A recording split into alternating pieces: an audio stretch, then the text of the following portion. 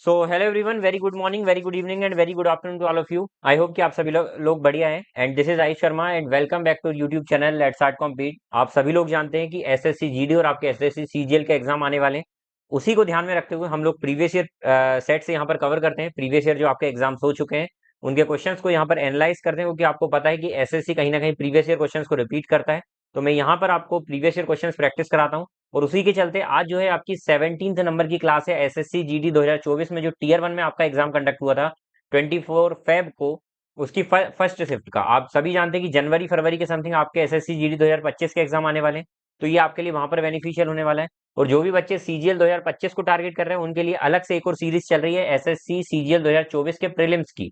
तो आप वो भी देख कर आए भाई। चैनल पर आप में से कोई भी पहली बार आया तो चैनल को सब्सक्राइब जरूर करें, बेल आइकन को हिट करें ताकि नेक्स्ट वीडियो का नोटिफिकेशन आपके घर तक आ जाए। ठीक है, चलिए तो शुरुआत करते हैं। पहले क्वेश्चन आपकी स्क्रीन के ऊपर ये रहा। 20 क्वेश्चन आपको पता है 20 क्वेश्चन आते हैं एसएससी में मैथ्स के जीडी में।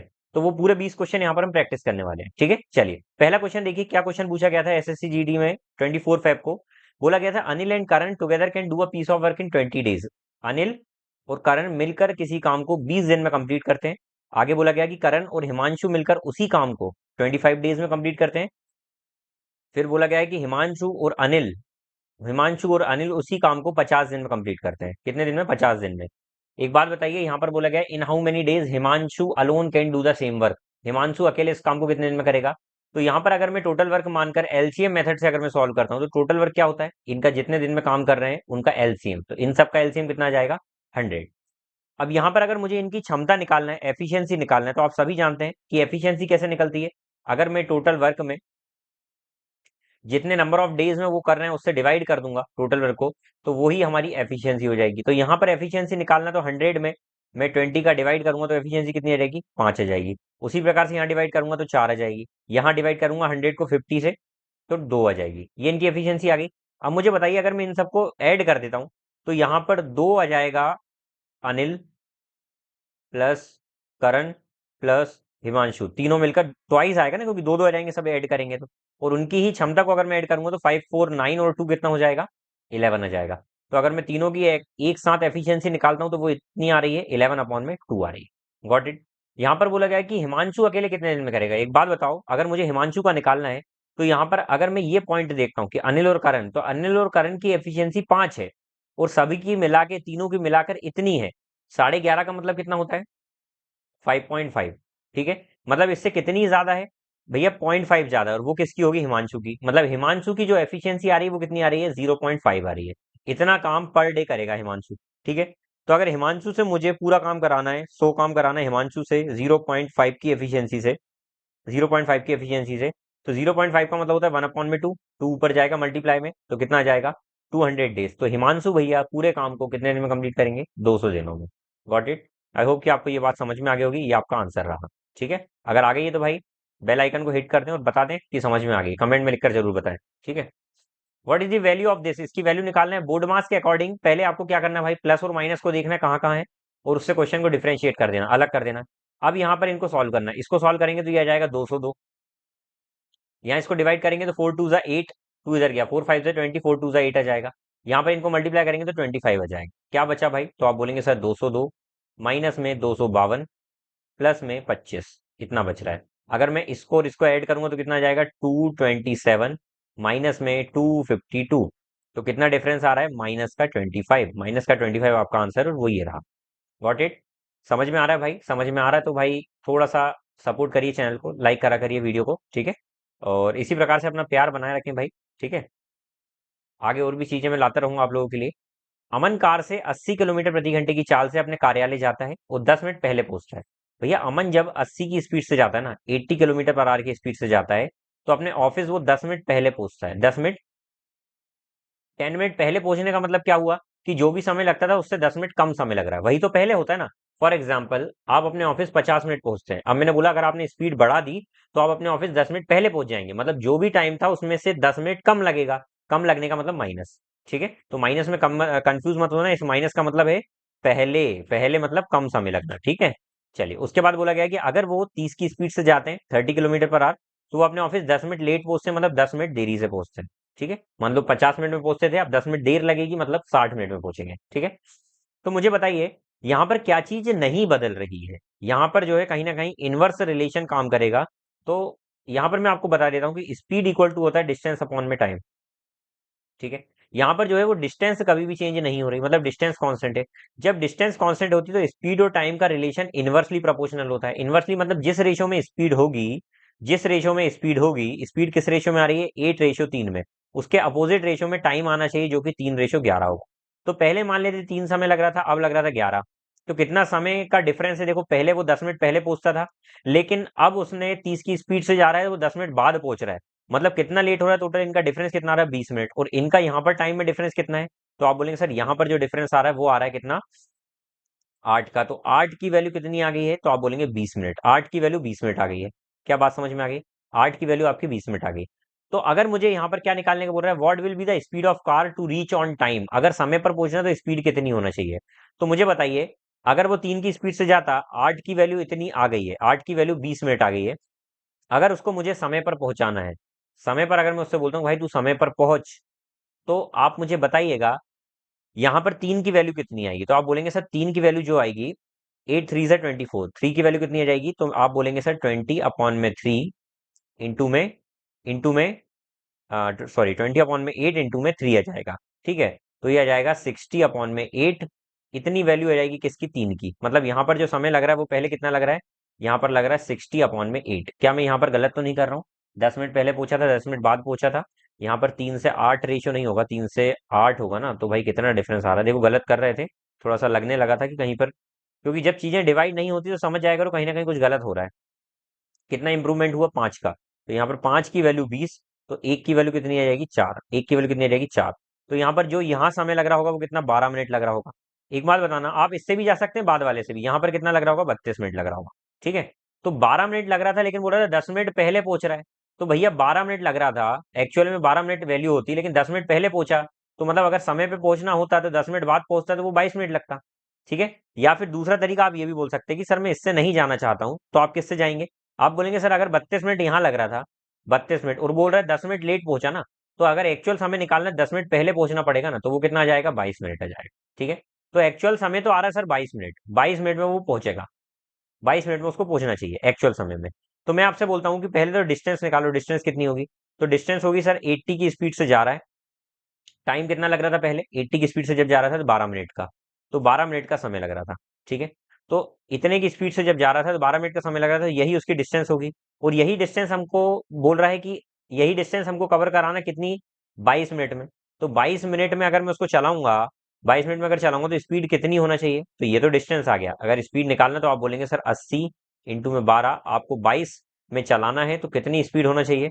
तो 2 6 12, 2 11 जा, तो यह आ जाएगा 480/11, 480/11 किलोमीटर पर आवर। अब आप लोगों के मन में एक डाउट आ रहा है, वो मैं डाउट क्लियर कर देता हूँ, 2 मिनट रुकिएगा। ठीक है, इस पूरे को मैं रब रब कर रहा हूँ। 80 इंटू 12 मिनट है। ठीक है, देखिए डिस्टेंस जो हमने निकाला वो क्या बोला, 80 किलोमीटर पर आवर इंटू में 12 मिनट, मिनट से करा मैंने डिवाइड। अब भैया ये तो हो गया डिस्टेंस, मुझे अगर स्पीड निकालना है तो मैं बोलता हूँ मुझे 22 मिनट में पहुंचना है ना। एक्चुअल समय कितना है, एक्चुअल टाइम कितना है, 22 मिनट है। तो मुझे 22 मिनट में निकालना पड़ेगा, तभी तो एक्चुअल स्पीड आएगी। तो अगर एक्चुअल स्पीड निकालना है तो आप क्या बोलेंगे, जो डिस्टेंस है वो कितना है, 80 किलोमीटर पर आवर इंटू में 12 मिनट। ठीक है, इतनी स्पीड मुझे कितने टाइम में, 22 मिनट में कवर कराना है। अब आपके मन में डाउट ये आ रहा है कि सर यूनिट यहाँ पर ये किलोमीटर पर आवर में था, ये मिनट में था, ये मिनट में था, आंसर किलोमीटर पर आवर में आ रहा है, तो इन मिनट को हमको आर में ले जाना पड़ेगा। भाई जब ऊपर भी मिनट है नीचे भी मिनट है, तो ये मिनट से मिनट कट जाएगा ना। आप अगर इसको मल्टीप्लाई करके चेंज भी करेंगे तो दोनों साइड आप 5/16 18 का मल्टीप्लाई करेंगे, दोनों साइड होगा तो वो भी डिवाइड होगा। तो जब ऊपर नीचे सेम यूनिट है तो वो कटनी है ना, तो कन्वर्जन की जरूरत यहाँ पर नहीं है। तो यहाँ पर हमारा आंसर डायरेक्ट क्या आ जाएगा, 80 इंटू 12/22। इसको सॉल्व करेंगे तो आपका आंसर ये वाला आएगा। Got it. चलिए, an article is sold for ₹4400 at a loss of 20%। एक आर्टिकल को 20% के लॉस पर बेचा जाता है, मतलब 80 में बेचा जाता है, तो उसकी जो कीमत है वो कितनी है, 4400 है। बोला कॉस्ट प्राइस बताइए। तो 80 की वैल्यू इतनी, तो कितने गुना भैया, 8, 8 5 जा 40, 8 5 जा 55 टाइम्स है। तो 100 की वैल्यू कितनी हो जाएगी, 5500, क्योंकि यहाँ से एक की वैल्यू कितनी आ गई, 55। तो 100 की वैल्यू कितनी हो जाएगी, 5500। Got it. चलिए, नेक्स्ट क्वेश्चन देखते हैं। एक व्यक्ति एक वस्तु खरीदता है और उसे 10% की हानि पर बेच देता है। एक व्यक्ति एक वस्तु खरीदता है, मान लीजिए 100 रुपए की थी वो, कॉस्ट प्राइस मैंने मान ली। और उसको वो 10% की हानि पर बेचता, मतलब 90 में वो बेच देता है, ये सेलिंग प्राइस होगी। ठीक है, अब आगे क्या बोला, बहुत ही इंपॉर्टेंट क्वेश्चन है भाई, अच्छा क्वेश्चन है, रिपीट होता है एग्जाम में। अगर वो इसे 30% कम में खरीदा होता, बोला ना, देखो अगर वह वस्तु को 30% कम में मूल में खरीदा होता, कम में मतलब 30% अगर मैं इसमें से कम करूंगा, तो मतलब वो 70 में अगर खरीदा होता, ये सब रेशियो में ही बात चल रही है, एक्चुअल वैल्यू नहीं है, तो उसे 40% का प्रॉफिट होता। कब होता, अगर वो 30% कम मतलब 70 में खरीदता, वो 20 रुपए ज्यादा में बेचता, 20 रुपए ज्यादा में बेचता। तो मैं 20 रुपए ज्यादा में बेचने की बात को थोड़ी देर स्किप करूंगा, आगे क्या लिखा हो, he would earn a profit of 40%, तो उसे 40% का प्रॉफिट होता। तो 40% का प्रॉफिट कब होगा, जब मैं 70 की चीज को इसका 40% कितना होगा, 28 ज्यादा में बेचूंगा, तो ये 98 में बेचूंगा, तब 40% का प्रॉफिट होगा। लेकिन वो क्या बोल रहा है यहाँ पर कि 20 रुपए और ज्यादा में बेचेगा, तो यहाँ पर देखो कितना ज्यादा में बेच रहा है, 8 ज्यादा में बेच रहा है रेशियो में, और वो बोल रहा है 20 रुपए ज्यादा में बेच रहा है। तो 8 की वैल्यू 20 रुपए, आपको निकालना क्या, कॉस्ट प्राइस, कॉस्ट प्राइस तो होती है 100, तो 8 की वैल्यू इतनी, 8 की वैल्यू इतनी, तो कितने गुना, एक की वैल्यू कितनी, तो आप बोलेंगे 2.5 रुपीज, तो इसकी वैल्यू कितनी, 250 रुपीज। क्या इतना क्लियर हो गया, बहुत ही इजी वे बताया भाई सॉल्व करने का। ठीक है, अच्छी शिफ्ट है भाई, इसमें क्वेश्चन जो आए हैं वो अच्छे लेवल के आए हैं, मतलब कहीं ना कहीं आपके कंसेप्ट यूज हो रहे हैं यहाँ पर। ठीक है, the value of car depreciate eight the rate of 50% per annum if present value is 75,000, अगर प्रेजेंट वैल्यू 75,000 है और वो हर साल डेप्रिशिएट होती है 50% उसकी वैल्यू, तो 3 साल पहले कितनी रही होगी। तो मैं मान लेता हूँ 3 साल पहले भाई एक्स रही होगी, फॉर एग्जाम्पल एक्स रही होगी 3 साल पहले, हर साल कितनी 50% कम हो रही है, मतलब कितनी हो जा रही है सर, अगर वो 2 थी तो 1 हो जा रही है, फिर अगर 2 थी तो 1 हो जा रही है, फिर अगले साल 2 थी तो 1 हो जा रही है, और इस हिसाब से होते होते वो कितनी हो गई आज, 75,000 हो गई। क्या बात समझ में आ गई। तो सर यहाँ से हम सब 2 दूनी 4 दूनी 8 को अगर मैं उधर ले जाऊंगा, तो कितना आ जाएगा, एक्स की वैल्यू हो जाएगी 60, और यहाँ पर 1 2 3 4 0, तो कितना आ रहा है, ये 6 लाख आंसर आ रहा है, यही आंसर है आप ये। ठीक है, चलिए, the radius of hemisphere is इतना, what will be the volume, भाई हेमिस्फेयर का वॉल्यूम से पहले आप वॉल्यूम ऑफ स्फेयर समझिए। वॉल्यूम ऑफ स्फेयर क्या होता है, स्फेयर का मतलब होता है घन, घन का आयतन कितना होता है, तो वो होता है 4/3 पाई r क्यूब। लेकिन अगर मैं इसका हेमिस्फेयर निकालूंगा, वॉल्यूम ऑफ हेमिस्फेयर, हेमिस्फेयर का मतलब क्या होता है, इसका आधा, इसका हाफ, तो इसका हेमिस्फेयर क्या हो जाएगा, 2/3 पाई r क्यूब, ये हो जाएगा। तो मुझे ये निकालना है, तो क्या हो जाएगा, 2 इंटू में 22/7 इंटू में r क्यूब कितना हो जाएगा, 3.5, 3.5 का मतलब कितना होता है, 7/2। ठीक है, तो मैं लिखूंगा इसको 7/2, पाई आर क्यूब था ना, तो 3 बार रेडियस आएगी, तो 7/2 इंटू 7/2, 2 2 जा 4 आ जाएगा, एक 2 इधर कट जाएगा, एक 11 टाइम्स में कट जाएगा, एक साथ से एक साथ कट जाएगा, 7 7 जा 49, तो 11 इंटू में 49 बच रहा है यहाँ पर। ठीक है, एक सेकंड, यहाँ पर 3 भी चल रहा है। ठीक है, 2/3 था ना, और इधर आ रहा है 3 2 जा 6, तो कितना हो जाएगा, 9 और 4, 9 और 4 13। 11 का मल्टीप्लीकेशन का रूल क्या होता है भाई, जब भी 11 को किसी नंबर से मल्टीप्लाई करना हो, तो पहले तो ये डिजिट लिख दो, फिर इनको ऐड करके लिख दो, एक कैरी ओवर बच रहा था यहाँ लिख दिया, फिर जो 4 बचा उसमें कैरी ओवर ऐड करो, तो कितना हो गया, 539। तो यहाँ पर मैं वही कर रहा हूँ। तो 539 इसका आंसर आ जाएगा, अपॉन में 6 आ रहा है, तो 6 से हम डिवाइड करेंगे, देखिए 539 अपॉन में, इधर लिख देता हूँ, दिख नहीं रहा होगा उधर, 539 अपॉन में 6 आ रहा है, 6 8 जा 48 आ गया भाई, एक ही डिजिट है जहां पर 8 आ रहा है डिवाइड करने में, बाकी को सॉल्व करके देखना ही नहीं है भाई, यही आंसर टिक लगाना है। इतना कॉन्फिडेंस होना चाहिए कि अभी तक की जो स्टेप करी वो आपने सही करी, तो इस तरीके से ही टिक लगाना भाई, आपका समय बचेगा। ठीक है, चलिए, इन अ क्लास ऑफ 40 स्टूडेंट, 40 बच्चों की क्लास में 30 गर्ल्स हैं, the percentage of boys in the class is, कुछ नहीं है भाई, 30 अगर लड़कियां हैं तो 10 लड़के हैं, तो 40 में से अगर 10 लड़के हैं तो उनका परसेंटेज निकालना, मतलब परसेंट में आने के लिए 100 का मल्टीप्लाई, ये हो गया फ्रैक्शन, फ्रैक्शन को परसेंट में आने के 100 का मल्टीप्लाई, तो बॉयज का परसेंटेज कितना आ गया, 1/4 का मतलब होता है 25%। ठीक है, चलिए आगे देखते हैं, T alone can complete a work in 90 days, T lonely एक काम को 90 डेज में कंप्लीट करता है, and 20% of the same work will be completed, अगर टी अपना पूरा काम 100% काम कर रहा होगा ना 90 डेज में, तो अगर उसे सिर्फ 20% काम ही कराना है, तो कितने दिन में करेगा सर, तो इसका ये 5 गुना, 5 से डिवाइड हुआ है ना, तो यहाँ पर समय भी इसको 5 से डिवाइड होकर लगेगा। ठीक है, मतलब ये कहीं ना कहीं आपको 100% काम करने में 90 दिन लगते हैं, तो मैं बोलता हूँ सिर्फ 1/5 काम कराना 20%, तो कितने दिन में करेगा, तो वो 18 डेज में करेगा। गॉट इट, चल, the cost of diamond is directly proportional to the square of its weight. भैया यहाँ पर जो बहुत ही इंपॉर्टेंट क्वेश्चन है, मार्क कर लीजिएगा, क्योंकि इसमें कंफ्यूजन होता है बच्चों को कई बार। 3 star, the cost of diamond, जो कॉस्ट है डायमंड की जो कॉस्ट है कॉस्ट जो है वो डायरेक्टली प्रोपोर्शनल है स्क्वायर ऑफ वेट, वेट के स्क्वायर के। ठीक है, मतलब जो कॉस्ट का रेशियो होगा उसका स्क्वायर का रेशियो वेट का होगा। वो बोल रहा है कॉस्ट ऑफ डायमंड इतनी है, डायमंड की जो कॉस्ट है वो कितनी है, 87,880। आपसे बोला गया अगर इसको दो पीस में ब्रेक कर दिया गया तो उनका वेट जो है वो इस रेशियो में बढ़ जाता है। तो वेट का रेशियो अगर 5 से 8 है, वेट का रेशियो अगर ये है, मुझे बताइए अगर उसको दो पीस में whose weight are in the ratio this, इस वेट में बांट दिया गया है, तो मुझे बताइए कॉस्ट क्या होगी। तो कॉस्ट आप बोलेंगे सर अगर ये ब्रेक नहीं होता, सिंपल रहता, तो इनको अगर मैं ऐड करता हूं तो इसका टोटल वेट कितना बन रहा है, 13। तो अगर इसका मैं 13 वेट था तो इसकी मैं अगर कॉस्ट निकालता, इसकी अगर मैं कॉस्ट निकालता तो वो स्क्वायर हो जाती ना, वेट का स्क्वायर हो जाती। तो यहां पर आ जाती 169। लेकिन अब ब्रेक कर दिया, ब्रेक करने में क्या हो रहा है, अब ब्रेक करने में सेपरेटली इनका अगर मैं स्क्वायर करके कॉस्ट निकालूंगा तो 8 का स्क्वायर और 5 का स्क्वायर कितना हो जाएगा, 25 प्लस 64। तो ये बन रहा है कितना, 89। तो कहीं ना कहीं आप देख रहे हैं कि कितना लॉस हो गया। पहले जो वेट कॉस्ट आ रही थी वो 169 थी, अब 89 ही बची। तो कितनी कॉस्ट कम होगी, तो आप बोलेंगे सर 80 कॉस्ट कम होगी।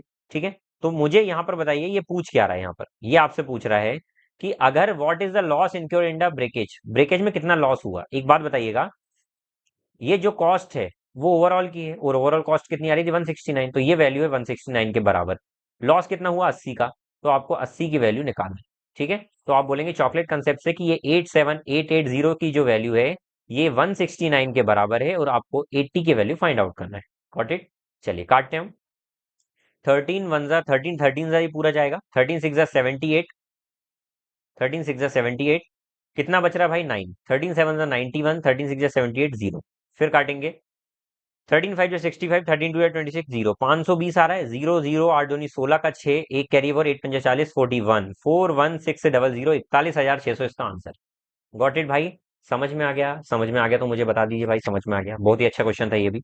चलिए, the least common multiple of two prime number, दो प्राइम नंबर का लीस्ट कॉमन मल्टीपल अगर 141 दिया है, सबसे पहले तो कंसेप्ट समझिए, एचसीएफ अगर मैं बोलता हूं किसी भी नंबर का एच है, तो उसका जो एलसीएम होगा ना, तो उसका जो एलसीएम होगा, और कोई भी दो नंबर है मान लेते हैं वो एच एक्स है और एच वाई है, एच एक्स एच वाई क्यों माना, क्योंकि हर नंबर में एच सी एफ बैठा होगा, तो इनका जो एलसीएम बनेगा इन नंबर का, एलसीएम बनेगा H X Y. Got it. लेकिन अगर यहां पर एक्स और वाई, क्या बोला गया, अगर एक्स और वाई कोई भी जो दो नंबर हैं एच एक्स वाई जो भी बोला गया है, अगर ये दो नंबर आपस में, बोला गया ये दोनों नंबर प्राइम नंबर है, प्राइम नंबर है कि इनमें कुछ भी कॉमन नहीं है, तब उस केस में एचसीएफ की वैल्यू 1 हो जाएगी। तो यहां पर वही बोला कि दो प्राइम नंबर है, तो यहां पर एचसीएफ कितना हो गया, 1 हो गया। एचसीएफ 1 हो गया मतलब ये दोनों प्राइम नंबर हैं, ये दोनों किसी से भी कोई डिवाइड नहीं होते 1 के अलावा। तो आपको ऐसे दो पेयर मानना पड़ेगा। तो आप बोलेंगे सर 141 को अगर मैं ब्रेक करता हूं तो 3 से ये कट रहा है, क्योंकि सम ऑफ डिजिट 6 आ रहा है, मतलब 3 से कटने वाला नंबर है, 2 से भी कटने वाला है, 2 से नहीं कटेगा क्योंकि ये ऑड नंबर है, तो 3 से कट रहा है, तो मैं बोलूंगा इसको मैं ब्रेक करूंगा, 3 4 जार 12, 3 7 जार 21, तो 3 इंटू 47 ये नंबर है। तो यही एक्चुअली में ये वैल्यूज है, यही एक्चुअली में ये वैल्यूज है, ओरिजिनल वैल्यूज। अब उसमें बोला गया है कि एक्स छोटा है वाई से, इसका मतलब एक्स ये है, वाई ये है, आपसे बोला ये निकालिए। तो भैया क्या करेंगे, वाई मतलब वाई माइनस 5x निकालना है, वाई मतलब 47 माइनस 5x मतलब 5 इंटू 3, तो कितना हो जाएगा 47 माइनस में 15, 7 में से 5 गया 2 और ये 3, तो 32 इसका आंसर है। Got it. चलिए आगे देखते हैं। In a group of 22 man, 22 man में से दो मैन जिनका एवरेज एज 58 है। भैया 22 मैन,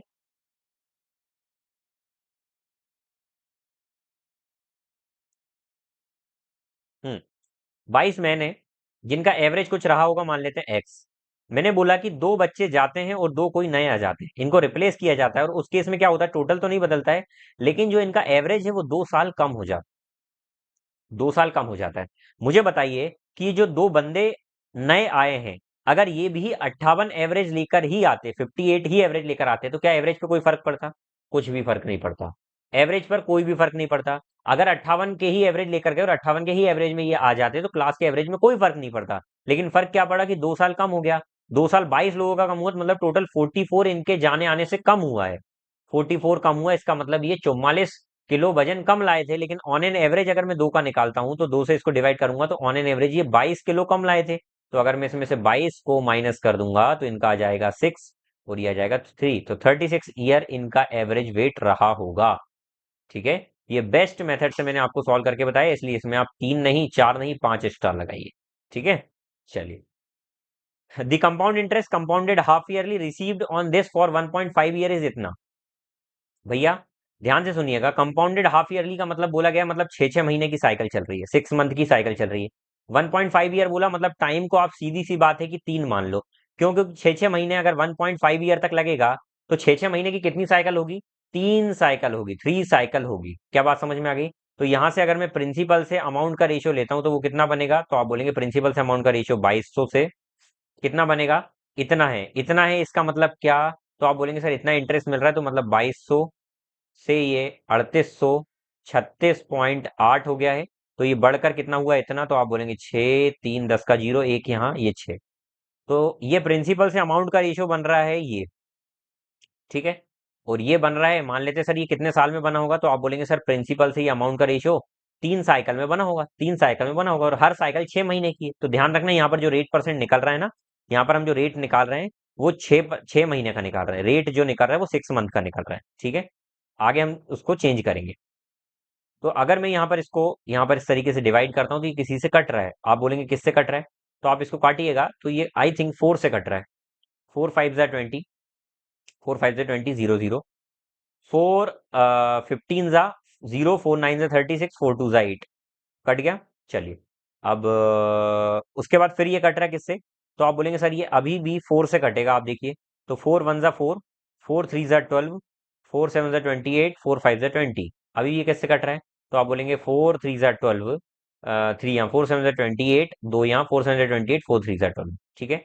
14 और 6, 20, अभी भी ये किससे कट रहा है? अभी भी आप इसको काटने की कोशिश करेंगे तो किसी से तो कट रहा होगा भाई।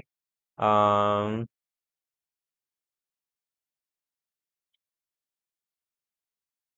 कहीं पर काटने में मिस्टेक कर दी हमने, मुझे ऐसा लग रहा है, आई थिंक।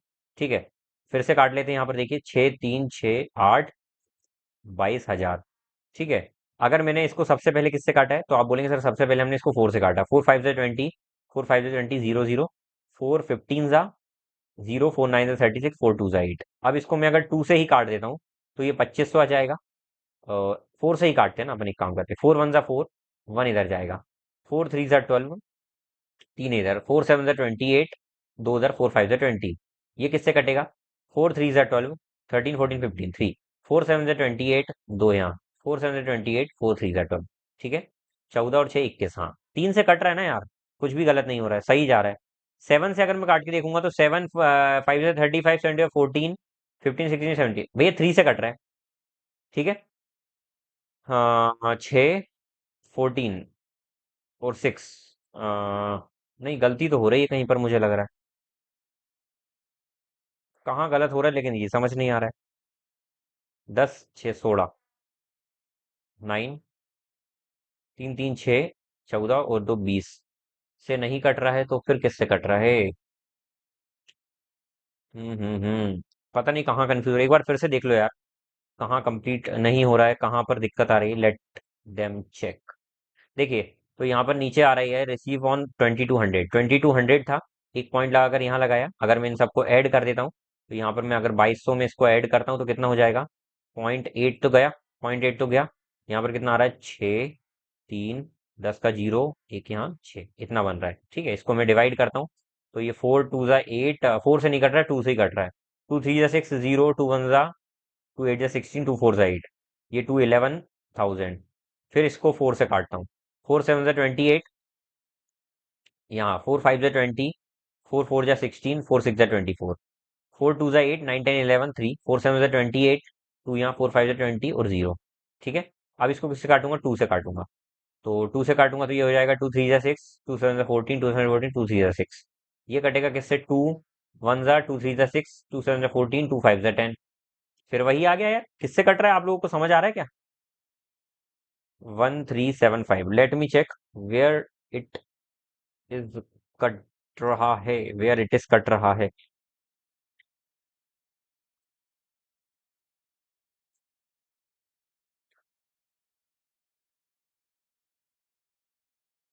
3184 आया था। हम्म।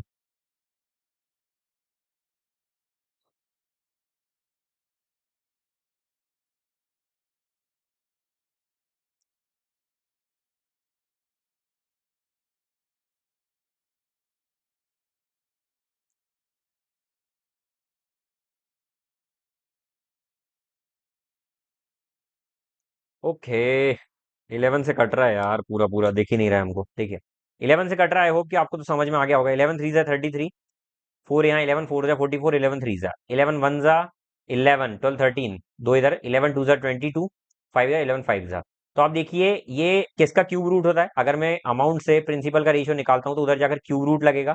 तो ये 5 का क्यूब से 7 का क्यूब हो रहा है, तो कट गया ये भाई इससे। तो कहीं ना कहीं अमाउंट से प्रिंसिपल का एक साल का रेशियो कितना आ गया? 5 से 7। तो कितना इंटरेस्ट मिल रहा है? 2 का इंटरेस्ट मिल रहा है। 5 पर परसेंट में जाने के लिए 100 का मल्टीप्लाई, तो ये कितना आ जाएगा? 5 20 जा 22 जा 40%, 40% आ जाएगा। 40% आ जाएगा। अगर 40% आ गया, रेट परसेंट अगर 40% आ गया, तो आपको इंटरेस्ट पर एनम निकालना, rate of interest per annum निकालना है। तो अगर 6 महीने में इतना मिलता है 40%, तो एक साल का होता है ना रेट परसेंट, तो 80% पर एनम। गलती से 40% मत देखना, अगर ऑप्शन में 40% हुआ तो आप गलत करके आ जाएंगे, ध्यान से करिएगा इसको, क्योंकि यहाँ 6 मंथ लिए, इसलिए बाद में हमको रेट को डबल करना पड़ेगा। ठीक है, चलिए।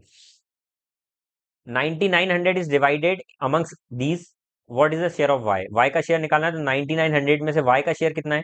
तो आप बोलेंगे वाई का शेयर है 12, 12 अपॉन में कितना, टोटल कितना हो रहा है ये? 7 और 21 33।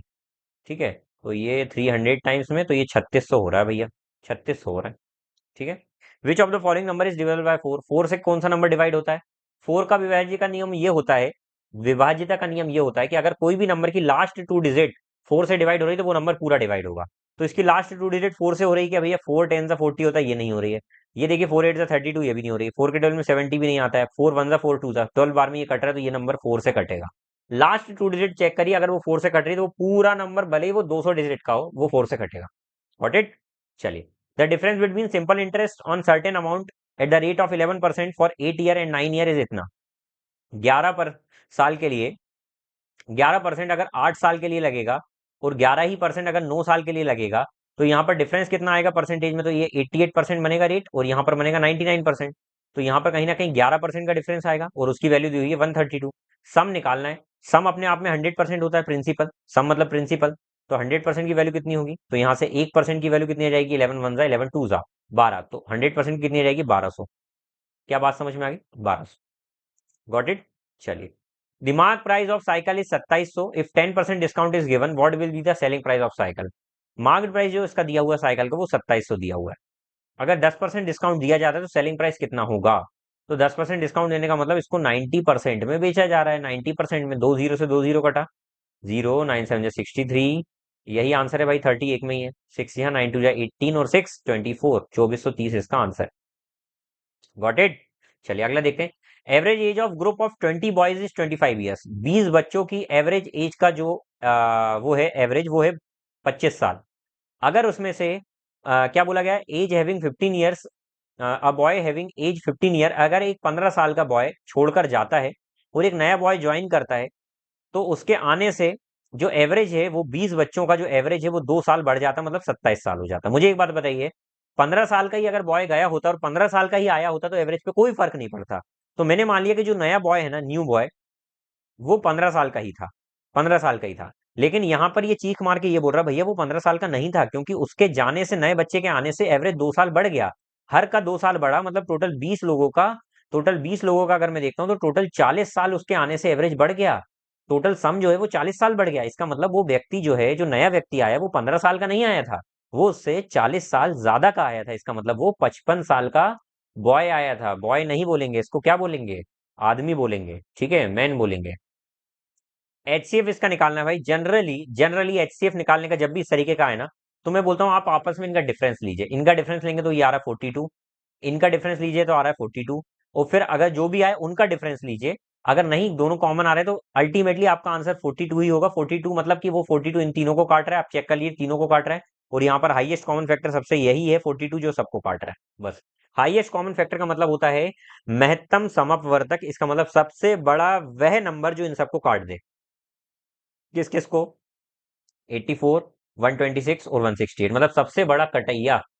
सबसे बड़ा कटैया। सबसे बड़े कटैया को क्या बोलते हैं? ठीक है, बताइए नाम। जिसको जो काटता है उसको क्या बोलते हैं? हिंदी में नहीं, इंग्लिश में। ठीक है।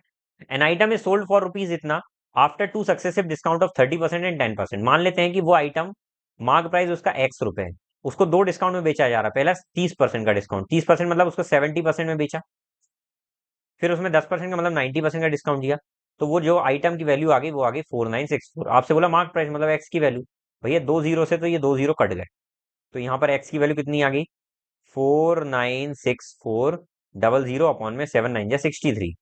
या सबसे बेस्ट तरीका ये है इतना कॉम्प्लिकेटेड करने से, तो यहाँ से एक्स की वैल्यू कितनी आ गई, 4964 इंटू में 100 अपॉन में 7 इंटू में 9। मैं बोलता हूँ पहले 7 से काटो, तो कितने बार में जाएगा, तो आप बोलेंगे सर ध्यान से देखिएगा, 7 7 जा 49, 0 7 9 जा 63.71 जा, इस तरीके से चलता जाएगा, अप्रॉक्स निकालते हैं हम। अब इसको वापस 9 से काटो, तो 9 7 जा 63, देखो 7 इसमें नहीं आ रहा है, इन तीन में आ रहा है, तो मतलब ये आंसर तो हो गई नहीं। 9 7 जा 63 को फाइनल आंसर है, 100 का मल्टीप्लाई होगा तो पॉइंट ही शिफ्ट होंगे, ठीक है। 9 7 जा 63, 7 इधर गया, 9 8 जा 72। अब देखो 78 किस में आ रहा है, सिर्फ इसमें ही आ रहा है, इनमें किसी में नहीं आ रहा, तो ये दोनों भी आंसर नहीं होंगे, यही है। तो 78 79.36 ये आंसर आएगा, आप चेक करके देख लेना। इससे बेस्ट ये है कि जब 7 8 पहले ही एक ही ऑप्शन में दिख रहा है तो आपको सॉल्व करना ही नहीं है भाई।